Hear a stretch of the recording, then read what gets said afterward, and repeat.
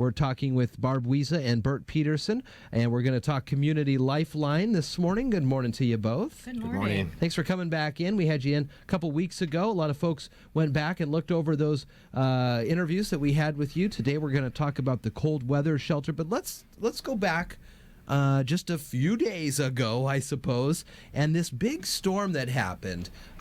Bert, Barb, what do we do in the situations where there's just so much rain coming down? Maybe the cold weather shelter is not open yet. How do we help out the folks around this area who's in need? Well, last Thursday, we talked to Barb. And, of course, the forecast was for not only heavy rains and so forth, but heavy winds.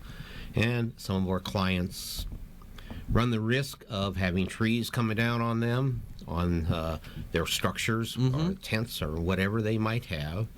Or, no, if they are completely out of power, we were talking about what do we do? Yeah. What can we do for our neighbors and our community? We are not authorized, under the scope of what we serve as far as the cold weather shelter, to open before November 1st. So therefore, we went out into the community asking the officials in the community, whether it be the city commission or the county commission, or we have an emergency management person, Ross, and the police chief, Darren Moody, and a new city manager.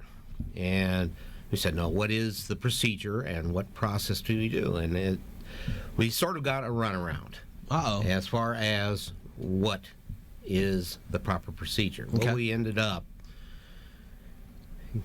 the guidance we needed was a proclamation by the county commissioners. And that was not forthcoming until probably Friday afternoon. Oh, sure. And so therefore, but we said, we have to open. We have to get these people out of the elements. Yeah. And so therefore, we made, as a board, with Barb's concurrence, we rounded up some volunteers.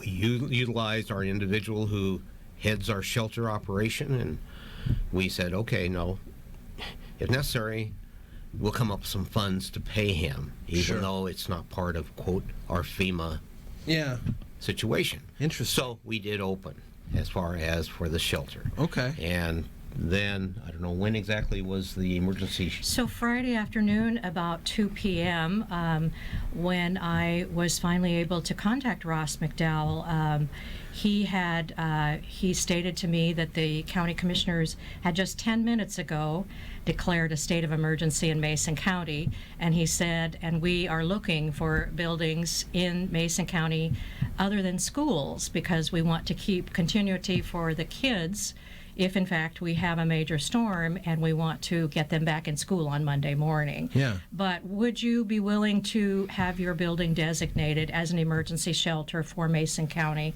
during the storm? We said absolutely, didn't think about it twice. And he said, what do you need from us to the city to be able to open? And I let him know what needed to be done, and he contacted the city, and we were able to open our doors over the weekend. Oh, wonderful. It was all volunteers and our shelter manager, whom we did pay, but round the clock for 2 days straight. We had our building open, served 3 meals a day, had shelter for people, had beds for people, and it was a safe place for people to come in out of the storm. Oh, good. Well, that's good that you were able to do that. So that's what you needed? You needed that distinction from the county commissioners to say we're in emergency situations. Yes. We need to figure some things out. Wow. Okay. Yes. So that, and then we are gearing up now. We are able to open our shelter. We are an emergency cold weather shelter. Yeah. And so our conditional use permit with the City of Shelton allows us to be open November 1st through April 30th, only when the wind chill is 35 degrees and below. And as we all know, we live in the Pacific Northwest, and when people get wet, they get cold. And sometimes it's the wet weather that gets people more than the cold weather. Yeah. So we're continuing to work on that. But we will be opening our doors on November 1st. We are gearing up for that now, hiring people for shelter staff.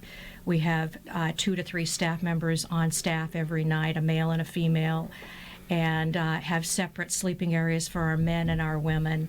Our board heard me last year when we said we have a rise in women that we are serving.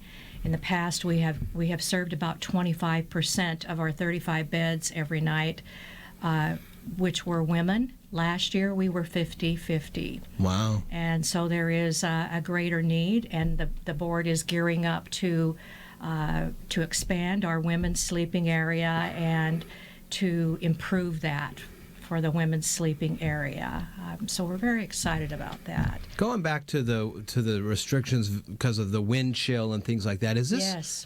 Is this an annual thing that you can go back and look at, or can you say, listen, this community over here, their settings are, well, when it's just cold out, not necessarily with the wind chill, and things seem to be working fine for them. How do you go about changing some of these? Because a 35, you said 35 below? 35 wind chill. Oh, 35 degrees wind chill. So that's not a lot of wind, I suppose, if it's raining in the middle of winter. But if we're on the edges, right around November or later towards the end near April, how do you change that stuff? Is that you have to go before the commission, or? Actually, we have a grant from FEMA to operate the shelter, and we have to abide by a lot of their rules. Oh, okay. And again, it's been set up, and this is what the powers that be That's where we're at. have set that up. Okay. No, we try and operate with a little latitude, and try and play it by ear. Yeah. I mean, it's such a. I mean, everybody was expecting a lot worse over the weekend. Mm-hmm. So if you're just looking at your forecasts on whether or not to open or not, it's hard to make those kind of decisions just looking at. It is, and our shelter manager looks at probably 4 to 7 weather sites each day. Uh-huh. We have to determine it on a day-to-day basis, Yeah. and we really try and hit that, knowing that people are suffering out in the elements. Over the past few years, we have had a few people die from exposure to the elements, and we want to try and avoid that. You guys doing anything to go out and talk with the folks who are in the woods or other communities that they've built together to let them know that this is available coming November 1, or is it word of mouth mostly? How does the word get out?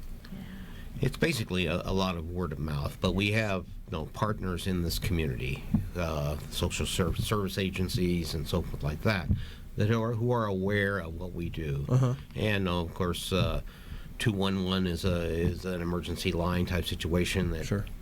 comes in and tells people, okay, if you're looking for this type of thing, this is what's available, and we are the one that is available in Mason County. I think we're the only one. We are the only shelter in Mason County that serves individual adults. We have 2 other shelters in town that provide services for families either affected by domestic violence or families with children. And so we are the only one in Mason County. There is a shelter, an emergency cold weather shelter at the Thaler Center in Belfair. Mm-hmm. Unfortunately, their criteria is a little bit lower than ours. They don't open until 32 degrees. Oh, wow. Okay. So we do get many people from around the county. Because we provide meals 7 nights a week, we do get a lot of people coming in from the camps to eat meals, and we are continually making announcements during meal times. And as Bert said, all of our partners in the community, we work very closely together, and we're so grateful for them, and we all help to get the word out. I'm sure you could use volunteers. And where is Community Lifeline in downtown Shelton so people can find it if they need to go there, use the services? Absolutely. We are always in need of volunteers. There are always things to be done. It takes a community, it takes a village to do what we do. And they can either call at 462-4439 or 360-490-3430. We are located at 218 North 3rd Street, right across the street from the Sheriff's Department and Green Diamond Resources. Barb Weza, Bert Pedersen, finally. Okay. Bert, you have one more thing? One more thing. Yeah. It wouldn't be proper until I ask. We have purchased the building, but we are still raising money for that building. We Okay. are on a month-to-month lease type situation with St. David of Wells, but we are seeking another $50,000 to complete the whole package. The other volunteer type thing that we're looking for are board members. Oh, okay. And anybody who is interested in serving on our board, and we try not to say, hey, it's a 40-hour-a-week job, like some places that I know. Right? But we do want people with a variety of backgrounds and things like that. All right. And who have big hearts.